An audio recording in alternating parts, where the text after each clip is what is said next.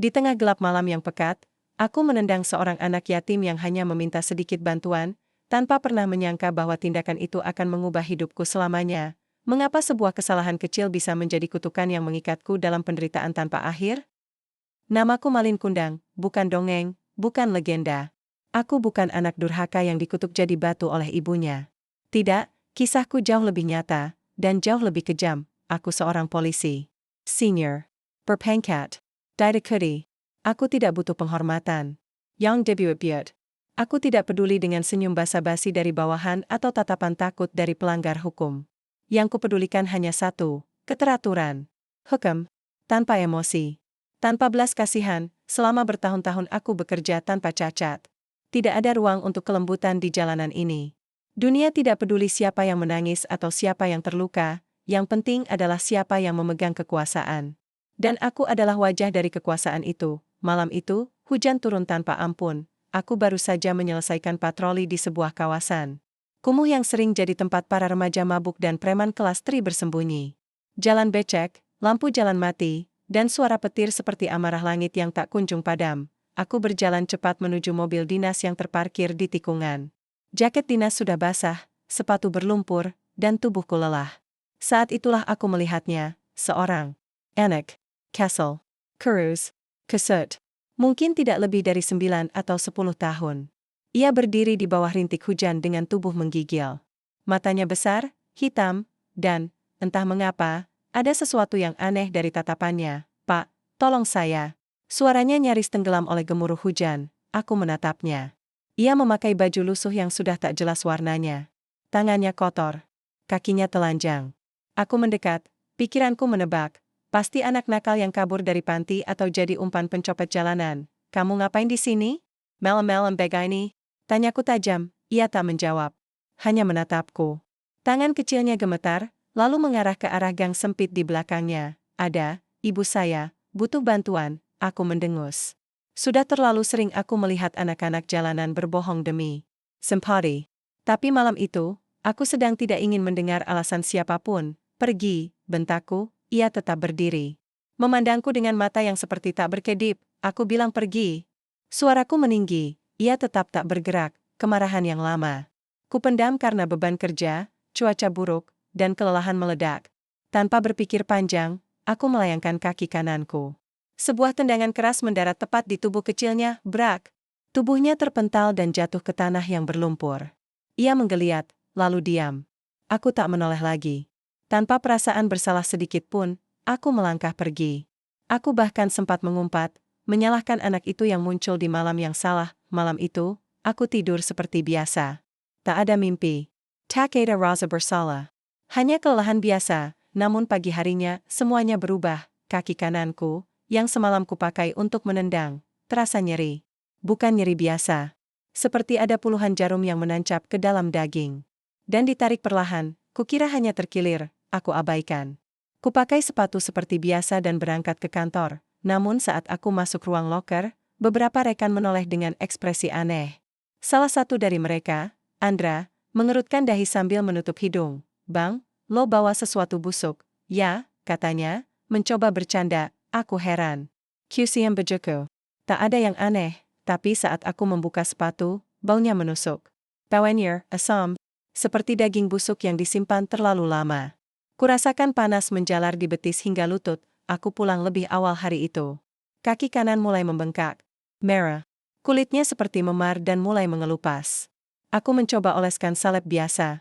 Tidak ada perubahan. Malah makin parah, keesokan harinya, aku bahkan tak bisa berdiri lurus. Saat berjalan, aku pincang. Napasku cepat. Tubuhku panas dingin. Dan baunya? Tuhan, baunya makin mengerikan. Seperti kematian yang berjalan, aku pergi ke dokter. Mereka memeriksa dan berkata, infeksi bakteri. Mungkin dari luka luar. Mereka beri antibiotik dan menyarankan istirahat, tapi aku tahu, ini bukan infeksi biasa. Di malam kedua, aku bermimpi, anak itu, berdiri di ujung tempat tidurku. Pesa. Matanya menatapku tanpa ekspresi. Tubuhnya kurus, tapi suaranya berat, dalam, dan bergema seperti dari dalam gua. Dosamu belum dibayar, Malin Kundang. Aku terbangun dengan teriakan, keringat membasahi tubuh. Rasa nyeri di kakiku bertambah.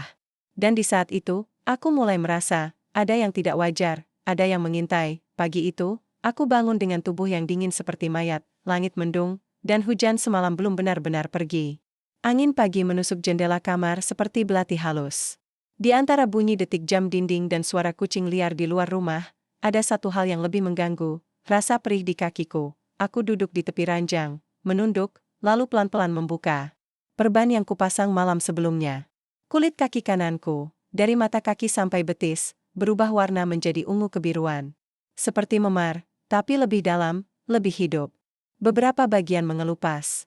Dagingnya basah, lembek, dan mengeluarkan cairan berbau amis. Aku muntah, tubuhku mulai gemetar, bukan karena takut, tapi karena perasaan tak masuk akal yang perlahan merayap di pikiranku. Apa ini? Aku bukan orang yang takut. Terlalu sering melihat tubuh hancur di TKP. Terlalu banyak luka parah dan kematian yang kuhadapi di jalanan. Tapi melihat bagian tubuhku sendiri membusuk seperti bangkai anjing terlindas itu hal yang berbeda. Aku tak ke kantor hari itu.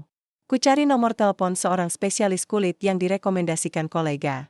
Aku menunggu di ruang praktik dengan napas tertahan, mencoba mengatur bau dari kakiku dengan menutupnya rapat dalam plastik dan sepatu. Tapi tetap saja, orang-orang menjauhiku perlahan, menyisakan jarak seperti aku membawa wabah. Pak Malin Kundang, panggil suster, aku masuk. Dokternya, pria parubaya dengan kacamata tebal dan rambut rapi, menyuruhku duduk. Ia membuka perban dengan sarung tangan medis, dan begitu ia melihat kulit kakiku, ekspresinya berubah. Wajahnya mengeras, sudah berapa lama seperti ini? 2 hari, jawabku pelan, ia mengangguk. Tangannya meraba perlahan. Ada riwayat diabetes? Tidak. Penyakit kulit sebelumnya? Tidak pernah. Ia menghela napas. Saya jujur saja, Pak. Ini tidak biasa. Kalau hanya infeksi, seharusnya tidak menyebar secepat ini, dan bukan begini bentuknya. Aku diam. Sesuatu berdesir di dadaku. Dokter memberikan resep antibiotik yang lebih kuat dan menjadwalkan biopsi kulit dalam beberapa hari jika tidak ada perbaikan. Namun malamnya, semuanya memburuk. Kakiku mulai berdenyut. Rasa sakitnya seperti digerogoti dari dalam. Aku mengerang. Di lantai kamar, memukul dinding dengan tangan, mencakar lantai dengan kuku. Napasku tersengal. Peluh membasahi dahi. Suhu tubuhku naik drastis, tapi kakiku sedingin es. Aku tak bisa tidur, dan saat malam mulai larut, aku kembali melihatnya, anak itu. Ia berdiri di pojok ruangan. Diam. Hanya matanya yang menyala redup, seperti bara dalam gelap. Maafkan aku, suaraku serak. Tak sadar mengucap, iya. Tak menjawab. Perlahan ia melangkah. Kakiku terasa makin sakit seiring langkah kecilnya yang mendekat. Apa yang kau mau? Aku berteriak. Tapi tubuhku tak bisa bergerak. Dosamu, bisiknya. Aku terbangun. Pagi sudah datang. Tapi sisa mimpi itu masih tertinggal. Suasana kamar menjadi pengap. Udara terasa berat. Seakan ada sesuatu di dalam rumah ini yang tidak seharusnya tinggal bersamaku. 3 hari berlalu. Kaki kananku tak bisa digerakkan. Warna kulit berubah lebih gelap. Daging mulai bolong di satu titik. Bau busuknya makin menusuk. Aku putuskan untuk pergi ke rumah sakit besar. Di ruang gawat darurat, 2 perawat muda membantu membawaku masuk. Tapi saat salah satu dari mereka membuka perban kakiku, ia menjerit kecil dan mundur sambil menutup mulut. Seorang dokter jaga mendekat, lalu mengernyit. Ia memanggil rekannya. Beberapa menit kemudian, aku sudah dikelilingi 3 dokter. Mereka berdiskusi cepat, lalu salah satunya menatapku dengan raut yang tak bisa kusebut sebagai simpati. Kami harus segera merawat Anda di ruang isolasi, Pak. Ini bisa jadi nekrosis. Pembusukan jaringan. Kalau menyebar, Anda bisa kehilangan kaki. Aku mengangguk pasrah. Tapi di dalam hati, ada suara yang berteriak, ini bukan penyakit biasa. Ini bukan soal jaringan yang mati. Ini hukuman, namun aku diam. Aku tak ingin terdengar gila. Beberapa jam setelah dimasukkan ke ruang isolasi, aku menyadari satu hal. Setiap orang yang masuk, entah dokter, perawat, atau petugas kebersihan, tak ada yang tahan berlama-lama di ruangan itu. Mereka semua memakai masker lebih dari biasanya. Mereka bicara cepat. Tak ada yang menatap mataku terlalu lama. Aku hanya seorang pasien, tapi terasa seperti mayat hidup, hari berganti. Tak ada kemajuan. Antibiotik kuat pun tak bisa melawan apapun yang ada di kakiku. Dokter mulai bingung. Mereka mulai mengatakan, tubuh Anda menolak pengobatan. Tapi aku tahu, bukan tubuhku yang menolak. Ini sesuatu yang lebih dalam. Lebih gelap, aku mulai dihantui bayangan anak itu, bukan hanya dalam tidur, tapi saat terjaga. Kadang aku melihatnya berdiri di jendela, menatap ke dalam. Kadang aku mendengar suara langkah kaki kecil di lorong rumah sakit saat malam, padahal semua pasien lain tertidur. Dan satu malam, aku mendengar suaranya dari bawah ranjangku, masih belum kau pahami. Suara itu pelan, denjen, tapi menembus. Dadaku seperti pisau, aku menjerit. Suster datang, panik. Mereka menyuntikkan penenang. Dunia menjadi kabur. Tapi suara itu tetap bergema dalam pikiranku, masih belum kau pahami. Malam itu, aku menangis untuk pertama kalinya dalam 20 tahun. Tangisan bukan karena rasa sakit di kaki, tapi karena untuk pertama kalinya dalam hidupku, aku merasa takut. Takut pada sesuatu yang tak bisa kutangkap. Tak bisa kutembak. Tak bisa kutangkap basah dan kubawa ke penjara, kutukan, aku. 3 minggu sudah aku terjebak di tempat ini, ruang putih, bau disinfektan, suara monitor jantung yang terus berdetak monoton, semua membuatku gila. Bahkan sinar matahari yang masuk dari celah jendela pun terasa seperti penghakiman diam-diam. Yang tak bisa kuhindari, setiap pagi, aku membuka mata dengan harapan rasa sakit itu menghilang. Tapi setiap kali kubuka selimut, kenyataan menertawakanku. Kakiku kini bukan lagi meleku. Warnanya hitam legam, kulitnya pecah-pecah, dan ada bagian yang membusuk hingga terlihat tulang. Orang-orang memanggilnya infeksi jaringan, nekrosis, gangrene. Tapi aku tahu, ini lebih dari itu, namun bagian terdalam dari hatiku menolak untuk menerima. Aku seorang polisi. Aku menegakkan hukum. Aku bukan orang baik, tapi aku bukan penjahat. Apa yang kulakukan malam itu? Itu bukan pembunuhan, bukan kejahatan besar. Hanya satu tendangan. Dia cuma anak jalanan, gumamku sambil memandangi langit-langit ruangan. Anak kecil yang muncul di waktu yang salah, namun suara itu kembali mengganggu pikiranku. Waktu yang salah? Atau hatimu yang salah? Aku menoleh, cepat. Tak ada siapapun, aku mulai meragukan kewarasanku. Tapi satu hal yang masih ku tahu pasti, aku belum pantas dihukum. Tidak seperti ini. Tidak sekejam ini, malam itu, aku memutuskan untuk keluar dari rumah sakit. Aku muak. Aku ingin mencari jawaban di luar, sendiri. Ku berbohong pada dokter. Kukatakan aku ingin dirawat di rumah saja, dengan perawatan khusus. Butuh negosiasi panjang. Akhirnya mereka menyerah setelah menandatangani formulir yang menyatakan bahwa semua risiko ku tanggung sendiri. Rumahku terasa seperti tempat asing. Saat aku masuk kembali, tirai tertutup. Udara lembab. Dinding-dinding menyimpan suara yang menyisakan. Aku duduk di kursi dekat jendela, kaki terangkat di atas bangku kecil, dibalut kain steril. Tapi bahkan di rumah sendiri, aku tak merasa aman. Malam kembali datang. Dan seperti malam-malam sebelumnya, ia datang juga, anak itu, berdiri di ujung ruangan. Diam. Tubuhnya basah seperti baru bangkit dari liang kubur. Pergi, teriakku sambil melempar gelas ke arahnya, tapi gelas itu hanya menabrak dinding. Tak ada suara pecahan. Tak ada pantulan. Karena anak itu bukan dari dunia ini. Epie Melmo? Aku menjerit, kali ini sambil menangis. Tubuhku gemetar. Bukan karena kedinginan, tapi karena keputusasaan yang makin lama makin menyiksa. Anak itu perlahan melangkah, mendekat. Aku datang untuk mengingatkanmu bahwa kau pernah jadi manusia, bisiknya. Aku membanting kursi. Merangkak ke arah dapur, mengambil pisau dapur, dan menodongkannya ke udara. Aku bukan penjahat. Aku melakukan tugasku. Aku tidak salah. Nafasku tersenggol. Dadaku naik turun. Tapi anak itu menghilang. Seolah kata-kataku tak berarti, hanya diam yang tertinggal.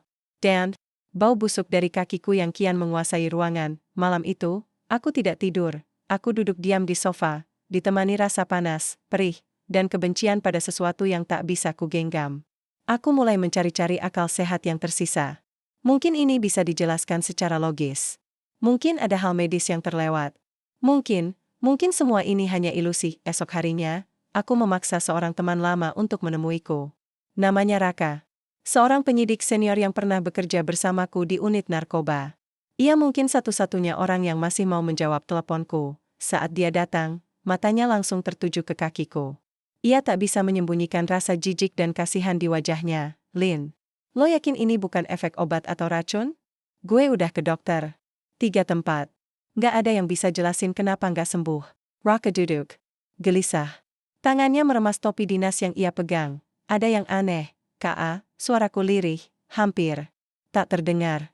Anak yang gue tendang itu, dia terus muncul. Di rumah sakit. Di sini. Dalam mimpi, Raka menatapku lama. Matanya tak bergerak. Lalu ia bertanya, pelan, anak itu, lo yakin dia manusia? Aku membeku, kenapa lo tanya begitu? Ia menunduk. Karena ada laporan warga beberapa bulan terakhir. Tentang sosok anak kecil yang muncul di gang belakang kawasan pasar. Dia datang ke orang-orang tertentu. Minta tolong. Tapi tiap kali ditolak, orang itu selalu kena musibah. Aku menatapnya. Nafasku tercekat, gue pikir cuma cerita kampung biasa, Lin. Sampai lo cerita sekarang. Suasana ruangan mendadak sunyi. Ada satu hal lagi, kata Raka. Anak itu, katanya dulu yatim piatu. Mati dibunuh saat mempertahankan ibunya yang dipalak preman. Ibunya meninggal juga. Tapi anak itu, gak pernah ditemukan jasadnya. Orang-orang bilang, dia arwah penasaran. Tubuhku dingin seketika, aku ingat jelas. Anak itu berdiri di bawah hujan, malam itu, dan berkata, ibu saya butuh bantuan. Seketika, semuanya masuk akal. Terlalu akal, aku bangkit dari sofa. Tubuhku gemetar. Bukan karena sakit, tapi karena kenyataan baru yang terlalu sulit untuk ditelan, bukan infeksi. Bukan bakteri, aku sedang dihukum. Lo harus cari tahu asal-usul anak itu, kata Raka serius. Kalau ini memang kutukan, kumasada karabut lepas. Apa? Tanyaku, lo harus balikin yang udah lo rusak. Aku tertawa miris. Gimana cara balikin anak yang udah mati? Ia menatapku, dan kata-katanya menusuk lebih dalam dari pisau manapun, kalau lo gak bisa balikin hidupnya. Paling gak lo bisa tebus salah lo sebelum semuanya terlambat. Aku terdiam, dan malam itu, untuk pertama kalinya, aku berdoa, bukan doa yang indah. Tapi doa yang penuh air mata. Doa dari seorang manusia yang mulai menyadari bahwa dirinya tidak kebal terhadap keadilan. Bahkan keadilan dari alam yang tak terlihat. Hujan turun lagi malam itu. Suara tetesannya di atas genting rumahku terdengar seperti denting waktu yang berdetak lebih pelan, membawa setiap ingatan lama kembali hidup. Aku duduk di depan meja kerja, yang penuh dengan kertas dan catatan acak. Di tanganku ada foto usang seorang anak laki-laki yang mirip dengan sosok yang menghantuiku, basah kuyup, wajahnya penuh luka, tapi matanya tetap bersinar penuh harapan. Aku menemukannya di antara tumpukan arsip lama kepolisian. Apa kau benar-benar nyata, nak? Bisikku pelan. Aku menelusuri kembali setiap langkah malam itu. Cara anak itu berdiri di ujung gang gelap, meminta tolong dengan suara kecil tapi penuh harap. Satu tendangan kasar yang kutendang dengan amarah dan kaku. Bukan hanya karena kemarahan sesaat, tapi karena lelah, karena kebencian yang sudah lama terpendam terhadap dunia yang menurutku penuh kebusukan. Namun sekarang, aku yang merasakan pahitnya kebusukan itu dalam tubuhku. Aku menyisir arsip satu persatu, mencari petunjuk tentang anak itu dan keluarganya. Namanya, aku menemukan Raffi. Anak yatim piatu yang meninggal beberapa tahun lalu dalam insiden yang tak pernah selesai terungkap. Di berita lama, tertulis bahwa Raffi melindungi ibunya dari preman yang ingin merampas sedikit uang hasil kerja. Karas Marika. Dalam perkelahian itu, ibu Raffi tewas, dan Raffi hilang tanpa jejak. Aku terdiam. Mungkin aku tak hanya menendang seorang anak. Mungkin aku menginjak sebuah sejarah yang penuh luka dan ketidakadilan. Lalu, tiba-tiba suara ketukan di pintu menarik perhatianku. Raka berdiri di sana, basah kuyup oleh hujan, dengan ekspresi serius. Yang sulit diartikan, kita harus bicara, katanya. Aku dapat sesuatu yang penting. Aku mempersilakannya masuk. Kami duduk berseberangan, saling menatap dengan kelelahan yang sama beratnya. Aku pergi ke pasar malam tadi, Raka mulai. Bertemu dengan seorang penjual barang antik yang bilang dia tahu tentang roh Raffi. Roh? Aku mengernyit, ya. Orang itu bilang, Raffi pernah disumpah oleh seorang dukun karena dianggap membawa malapetaka pada preman yang membunuh ibunya. Aku menghela napas. Jadi ini kutukan? Bukan hanya itu, Lin. Ada cerita bahwa roh itu tidak bisa tenang sebelum keadilan ditegakkan. Dan siapapun yang mengusiknya akan menerima balasan yang setimpal. Aku memandang kakiku yang semakin memburuk, merasakan dingin yang menusuk sampai ke tulang. Apa yang harus aku lakukan? Tanyaku. Raka tersenyum tipis, lalu mengeluarkan sebuah buku tua dari tasnya. Ini jurnal lama dukun yang dulu menangani kasus Raffi. Isinya ada cara untuk berkomunikasi dengan roh dan mungkin menghapus kutukan itu. Aku meraih buku itu, membuka halaman yang penuh coretan dan simbol asing. Namun, ada satu hal yang membuatku ragu. proses itu berbahaya. Bisa membuatku kehilangan lebih banyak. Bahkan nyawaku. Tapi aku sudah tak punya pilihan lain. Kutukan ini bukan hanya menyiksa tubuhku, tapi juga jiwa yang selama ini kukira keras dan tak terkalahkan. Aku harus bertemu dengan roh itu. Menghadapinya, di luar, hujan masih turun. Membasahi dunia yang terasa makin dingin dan sunyi, aku menghela napas panjang. Baiklah, aku berkata pada diriku sendiri. Aku akan mencari keadilan yang selama ini kulewatkan. Untuk Raffi, dan untuk diriku sendiri. Malam itu, udara terasa pekat dan dingin, seperti mengundang kegelapan untuk menelan seluruh ruangan. Aku duduk di lantai ruang tamu, di tengah lingkaran lilin yang redup. Buku dukun tua itu terbuka lebar di depanku, halaman-halaman penuh dengan tulisan dan gambar simbol yang asing. Tanganku gemetar saat menyalakan korek api. Lilin pertama menyala, diikuti satu persatu. Cahaya temaram itu memantul di dinding, membentuk bayangan-bayangan yang bergerak liar seperti makhluk hidup. Aku menatap dalam-dalam pada tulisan di halaman itu. Ada mantra, doa, dan serangkaian langkah yang harus diikuti dengan tepat agar bisa memanggil roh Raffi. Detik-detik berlalu, suara hujan di luar mulai mereda, menyisakan keheningan yang mencekam. Nafasku berat, jantung berdebar kencang. Ini bukan sekadar ritual biasa. Ini pertaruhan nyawaku. Aku mengulang mantra itu perlahan, suaraku bergetar namun tekadku menguat. Perlahan, ruangan terasa berubah. Suhu menurun drastis, dan bau tanah basah muncul menyusup ke dalam hidungku. Di sudut gelap ruang tamu, bayangan mulai terbentuk. Perlahan, sosok seorang anak laki-laki muncul. Wajahnya pucat, mata yang dulu penuh harapan kini menyimpan luka yang dalam. Raffi? Suaraku hampir berbisik. Anak itu menatapku diam, lalu mengangguk pelan. Kenapa kau datang ke dunia ini? Tanyaku, suaraku penuh rasa bersalah. Raffi memandang lama, lalu berkata dengan suara lembut namun tegas, ku datang untuk mengingatkan. Keadilan harus ditegakkan. Jangan biarkan amara dan kebencian mengaburkan hatimu. Aku menunduk. Air mata mengalir tanpa sadar. Aku salah. Aku menyesal. Tapi aku tak tahu bagaimana menebusnya. Raffi mengangkat tangannya, seolah memberiku kekuatan. Perjalananmu baru saja dimulai, Malin Kundang. Kutukan ini bukan hukuman yang harus kau derita selamanya, tapi panggilan untuk berubah. Untuk mencari kebenaran dan menebus dosa. Aku mengangguk. Pelen. Meski tubuhku lemah, semangat di dalam hatiku mulai menyala kembali. Aku tahu, langkah ini bukan akhir, tapi awal dari perjalanan panjang yang akan menguji keberanianku. Sejak malam itu, segala sesuatu berubah. Aku yang dulu dikenal sebagai polisi keras dan tanpa ampun, kini merasa tubuhku seolah menjadi penjara. Setiap langkah yang kuterjang terasa seperti derita. Kaki hitam legam itu bukan hanya sakit fisik, tapi juga menyiksa batinku. Pengingat akan kebodohanku sendiri, hari-hari berlalu tanpa jawaban pasti. Aku mencoba mengikuti petunjuk dari jurnal dukun, menapaki setiap ritual dengan penuh ketakutan dan harapan. Tapi kutukan itu seperti makhluk hidup yang menolak untuk pergi. Suatu malam, ketika aku terbaring lemah, anak itu kembali muncul. Namun kali ini, ia tidak datang sendiri, sosok lain ikut menyertainya, seorang wanita dengan wajah teduh. Naiman penuh kesedihan. Ia adalah ibunya, Malin Kundang. Suara mereka bergema dalam kegelapan kamar. Kau telah melukai hati kami, dan dunia ini lebih rumit dari apa yang kau kira. Aku menggigil, tak mampu berkata apa-apa. Kenapa kau lakukan itu? Tanya Raffi. Suaranya pecah, karena aku lelah. Dunia ini penuh kebencian. Aku pikir, kau cuma beban lain, jawabku jujur. Walau suaraku bergetar, ibunya menatapku, penuh kasih tapi juga menuntut keadilan. Kami pernah hidup dalam ketakutan dan kesendirian. Kau yang kini menuntut keadilan, tapi kau lupa bahwa keadilan dimulai dari hati. Aku menunduk dalam-dalam.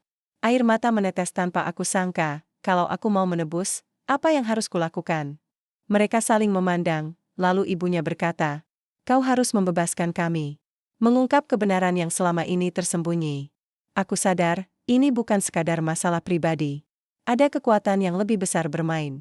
Keadilan yang selama ini kubela, ternyata rapuh dan penuh kepalsuan. Aku memutuskan untuk menggali kembali masa lalu, membuka luka lama yang selama ini kusembunyikan. Dengan tubuh yang melemah dan kaki yang membusuk, aku berjalan ke sebuah tempat yang selama ini kukubur dalam-dalam, rumah tua tempat preman itu berkuasa. Di sana, aku menemukan bukti-bukti yang selama ini disembunyikan, rekaman, surat, dan saksi yang takut bicara.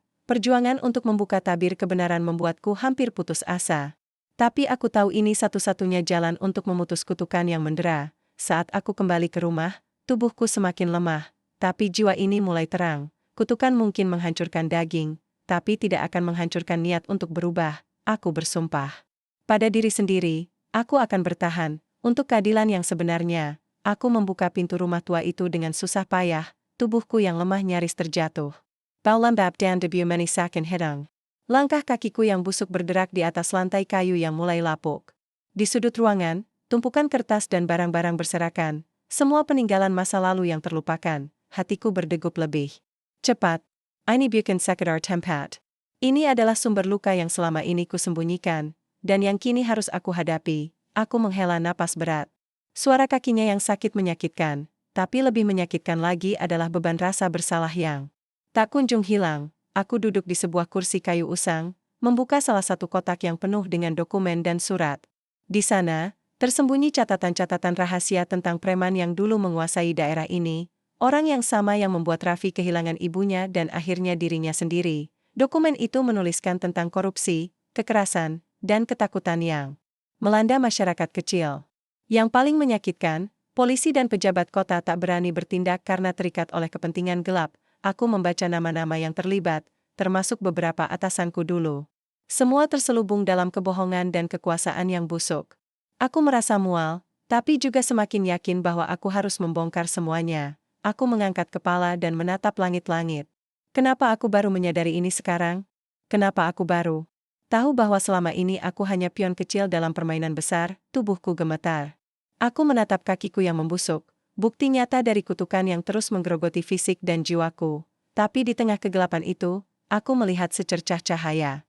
Sebuah kesempatan untuk memperbaiki segalanya. Aku harus mengungkap kebenaran, demi Raffi, demi ibunya, demi mereka yang tak pernah bisa bersuara. Hari-hari berikutnya kutuangkan semua tenagaku untuk mencari bukti lebih lanjut.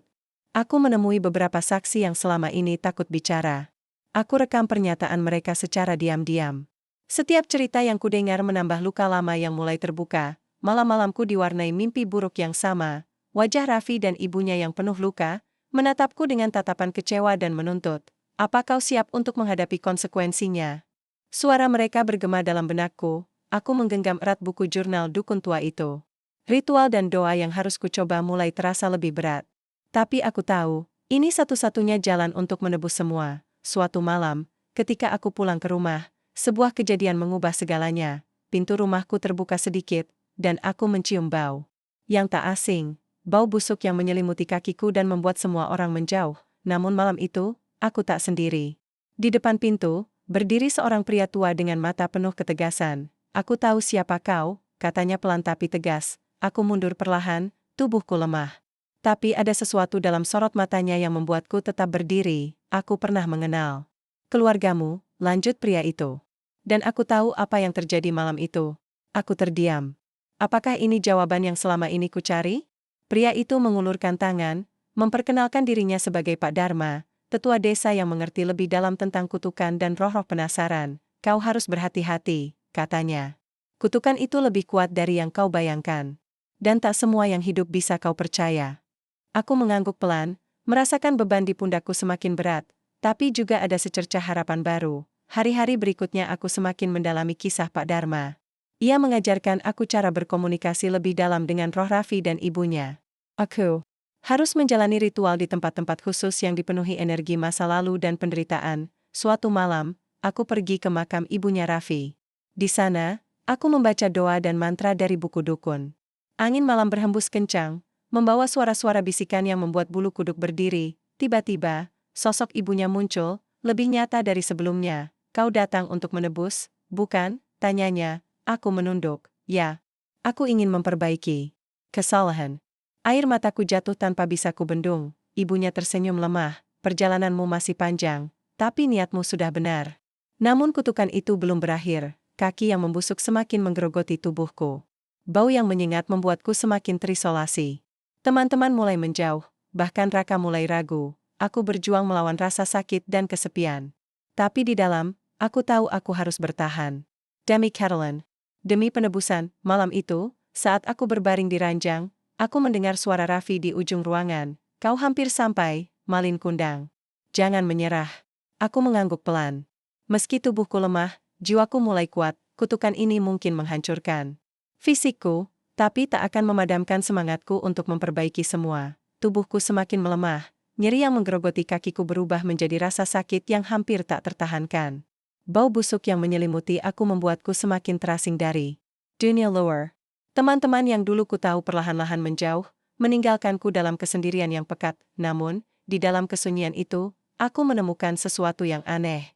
Suara-suara dari dalam pikiranku, bisikan lembut namun kuat, seolah mendorongku untuk bertahan. Suara Raffi dan ibunya datang kembali, kali ini lebih jelas dan menenangkan. Malu takkan menyelamatkanmu, Malin Kundang. Kau harus hadapi semuanya, kata Raffi dengan tegas. Aku mengangguk meskipun tak sanggup berkata banyak. Ini saatnya. Pertarungan terakhir harus segera dimulai. Malam itu, aku menyiapkan segala sesuatunya. Jurnal dukun yang penuh dengan mantra dan ritual, aku buka di hadapanku. Aku tahu, untuk mengakhiri kutukan ini, aku harus menghadapi bayangan masa lalu, roh yang datang bukan hanya untuk menghukum, tapi juga untuk menyelamatkan. Dengan tangan gemetar, aku mulai melafalkan mantra, mengikuti setiap petunjuk yang tertulis dalam jurnal. Lilin-lilin menyala di sekelilingku, menciptakan lingkaran cahaya yang temaram dan penuh misteri. Suasana menjadi tegang. Suhu ruangan menurun drastis, napasku membeku dalam dada. Bayangan mulai menari di dinding, dan sesosok muncul di tengah lingkaran, roh Raffi, lebih jelas dari sebelumnya, disertai bayangan ibunya yang teduh namun penuh kesedihan. Malin Kundang, suara Marika Berjima, kau harus pilih, menebas atau terperangkap selamanya. Aku menatap mereka, hati bergetar. Pilihan itu berat. Tapi aku tahu aku harus berani. Kalau aku gagal, tanyaku pelan, maka kau akan menjadi bagian dari kegelapan yang kau ciptakan, jawab ibunya. Aku menghela napas panjang, lalu melanjutkan ritual dengan lebih penuh keyakinan. Waktu terasa melambat. Setiap kata yang kuterucap membuka gerbang dunia lain. Bayangan-bayangan masa lalu muncul, korban-korban yang selama ini terlupakan, wajah-wajah yang terluka oleh kejahatan dan ketidakadilan. Aku melihat diriku sendiri, sosok polisi yang dulu kasar dan penuh kebencian. Bayangan itu menatapku dengan mata penuh amarah dan kecewa, namun aku tak mundur. Aku merangkul bayangan itu, menerima segala kesalahan dan rasa sakit yang pernah kulakukan. Air mata mengalir deras, tubuhku melemah namun jiwa ini terasa semakin kuat. Tiba-tiba, roh Raffi dan ibunya muncul di hadapanku. Mereka tersenyum lemah, namun penuh ketulusan. Kau telah memilih jalan yang benar, Malin Kundang, kata Raffi. Aku memaafkanmu, tambah ibunya. Saat itu, aku merasakan dingin yang menusuk perlahan hilang. Rasa sakit di kakiku mulai mereda. Bau busuk yang menyelimuti tubuhku ikut memudar, namun bukan berarti semuanya selesai. Raka, sahabatku, datang dengan wajah serius. Malin Kundang, kau harus tahu, perjuangan ini belum usai. Masih ada yang berusaha menutupi kebenaran. Aku mengangguk. Kutukan mungkin sudah berkurang, tapi perang melawan ketidakadilan masih panjang. Aku tersenyum lemah, menguatkan hati. Ini baru permulaan, kataku. Malam itu, aku merasakan kelegaan yang belum pernah kurasakan sebelumnya. Kutukan mungkin meninggalkan bekas, tapi aku tahu aku punya kesempatan untuk memperbaiki segalanya. Udara pagi menyusup ke dalam kamar melalui jendela yang terbuka sedikit. Sinar mentari yang lembut menusuk tubuhku yang lemah, menyentuh bagian kaki yang dulu membusuk, kini mulai berangsur pulih. Bau busuk yang selama ini mengelilingiku perlahan menghilang, seolah dikalahkan oleh udara segar dan cahaya pagi. Aku menarik napas panjang, menghirup harapan yang kini tumbuh perlahan di dadaku. Perjuangan yang kulalui untuk menebus segala kesalahan. Bukan hanya mengubah keadaan fisikku, tetapi juga mengubah cara pandangku terhadap dunia dan diriku sendiri. Sejak malam ritual terakhir, aku merasakan kedamaian yang tak pernah kurasakan sebelumnya. Bayangan masa lalu yang dulu mengganggu, kini berubah menjadi bayang penebusan yang menerangi jalan hidupku. Namun, perjalanan ini bukan tanpa tantangan. Raka, sahabatku, kembali datang menjenguk. Wajahnya masih serius, tapi ada rasa lega yang tersirat di matanya. Kau sudah mulai berubah, Malin Kundang, katanya pelan. Tapi masih banyak yang harus kau hadapi. Aku mengangguk, sadar bahwa perjuangan melawan korupsi dan ketidakadilan masih panjang. Bagaimana dengan bukti-bukti yang kau temukan? Tanyaku. Raka menatapku dengan penuh keyakinan. Aku sudah menghubungi beberapa orang yang bisa membantu kita. Ini bukan hanya tentangmu lagi. Ini tentang keadilan untuk semua. Aku tersenyum lemah, merasakan getaran harapan yang semakin kuat hari-hari. berlalu dengan penuh aktivitas. Meski tubuhku belum pulih sepenuhnya, aku berusaha untuk bangkit dan bergerak maju. Aku mulai mengunjungi saksi-saksi, mengumpulkan bukti, dan menyiapkan laporan yang akan membuka tabir kebenaran. Setiap langkah terasa berat, tapi aku tak mau menyerah. Sakit yang dulu menghantui kakinya perlahan berganti dengan rasa sakit lain, rasa sakit karena menyadari betapa dalam luka yang pernah aku buat. Namun, luka itu kini menjadi pengingat untuk tidak mengulangi kesalahan yang sama. Suatu sore, aku berdiri di depan makam ibunya Raffi. Angin sepoi-sepoi berhembus, membawa bisikan doa yang menenangkan. Aku berjanji akan memperbaiki semua. Aku berbisik, di sana, aku merasa kekuatan baru mengalir dalam diriku.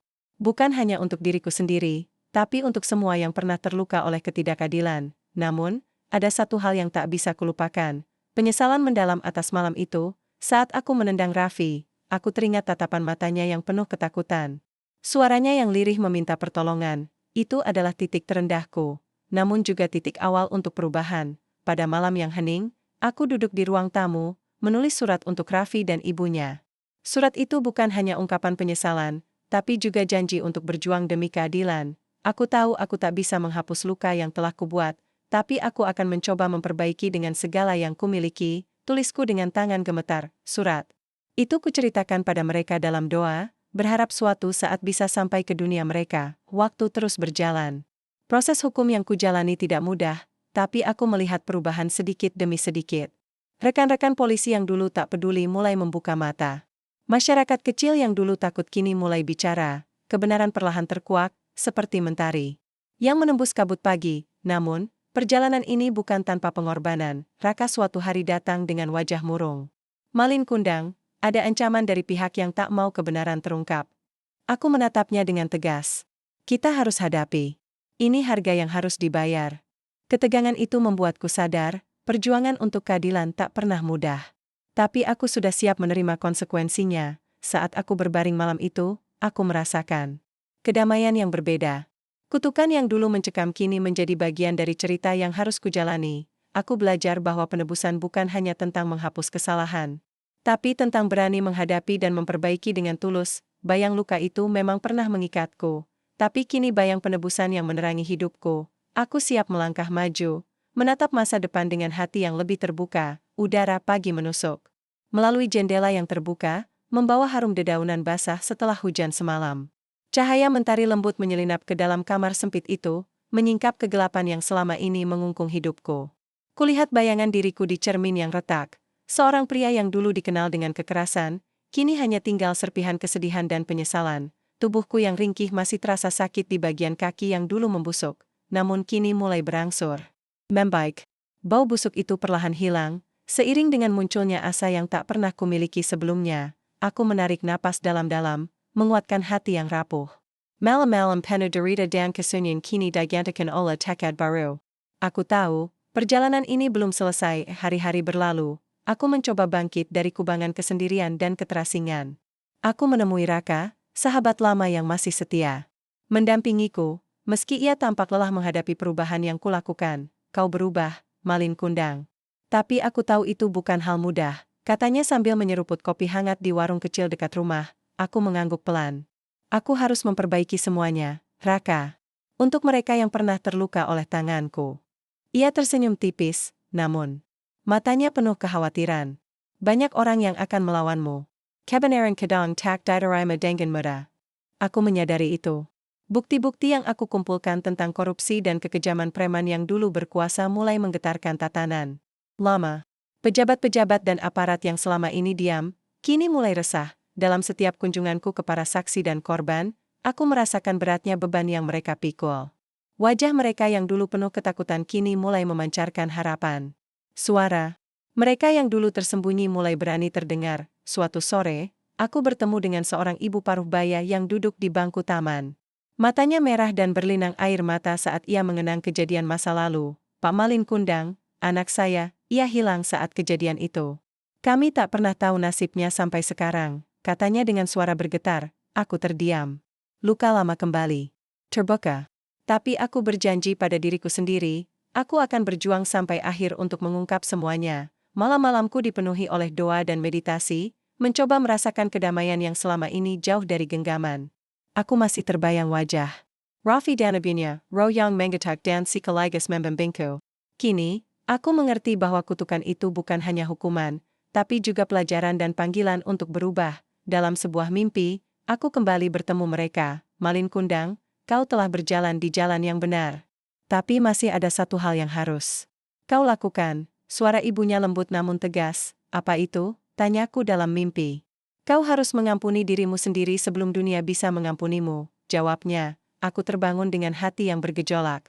Aku menyadari bahwa penebusan bukan hanya tentang memperbaiki dunia luar, tapi juga tentang membebaskan diri dari belenggu masa lalu. Hari-hari berikutnya aku mulai menulis surat untuk Raffi dan ibunya. Surat itu bukan hanya ungkapan penyesalan, tapi juga janji yang kuucapkan di dalam hati untuk memperjuangkan keadilan dan kebaikan. Aku tahu aku tidak bisa mengubah masa lalu, tapi aku bisa memilih untuk menjadi lebih baik, tulisku di atas kertas lusuh. Setiap kata yang kutulis membawa kelegaan yang tak terlukiskan. Namun, perjuangan ini tak selalu mudah. Sebuah ancaman datang dari pihak-pihak yang merasa terganggu oleh usahaku. Aku menemukan surat-surat yang berisi peringatan keras, bahkan ada yang mencoba meneror keluargaku. Raka datang membawa berita itu dengan wajah murung. Mereka tidak mau kebenaran ini terungkap, Malin Kundang. Aku menatapnya dengan mata penuh tekad. Aku tak akan mundur. Ini bukan hanya tentangku, tapi tentang banyak nyawa yang terluka. Ketegangan itu membakar semangatku, bukan melemahkannya. Puncak perjuangan kian dekat ketika aku harus menghadiri sidang pertama kasus korupsi dan kekerasan yang selama ini tersembunyi. Tubuhku yang belum pulih sempurna, namun jiwaku siap untuk bertarung demi kebenaran. Di ruang sidang yang penuh sesak, aku berdiri di depan hakim dan para saksi.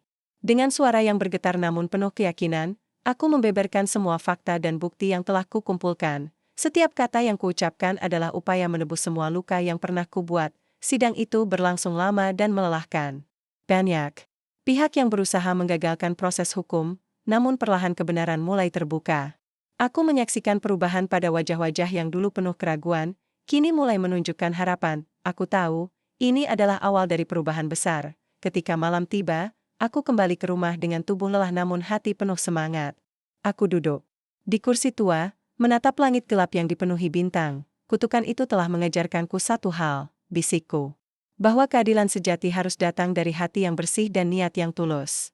Aku menutup mata, merasakan damai yang dulu tak pernah kurasakan. Meski perjuangan belum selesai, aku yakin aku telah berjalan di jalan yang benar. Bayang-bayang masa lalu kini menjadi cahaya yang membimbing langkahku ke depan. Aku bersumpah, aku akan terus berjuang sampai keadilan benar-benar terwujud.